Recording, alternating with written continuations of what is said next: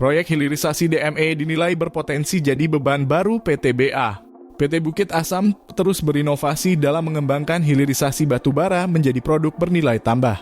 Meskipun tantangan keuangan dan profitabilitas semakin besar seiring kebijakan pemerintah yang mewajibkan hilirisasi batubara menjadi demerger, pemerintah Indonesia melalui Badan Pengelola Investasi Daya Anagata Nusantara akan membiayai proyek hilirisasi DME yang diprioritaskan untuk badan usaha milik negara termasuk PTBA.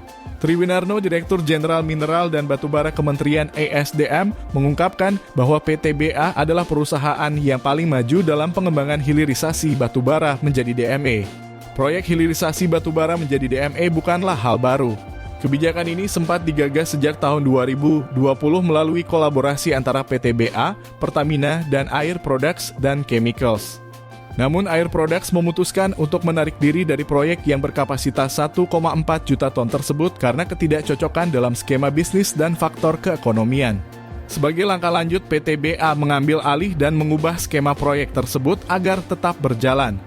Selain DME, PTBA juga mulai mengembangkan proyek hilirisasi baru, yakni konversi batubara menjadi artificial graphite dan anode sheet untuk baterai lithium-ion, yang diharapkan dapat mendukung perkembangan ekosistem kendaraan listrik.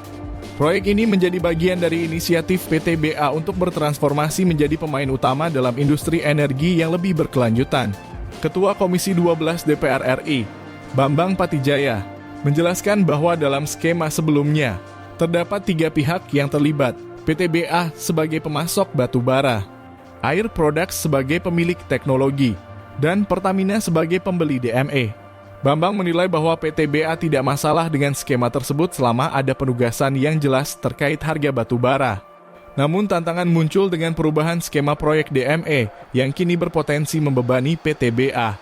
PTBA ketika diminta untuk melanjutkan proyek DME mereka juga keberatan, ujar Bambang.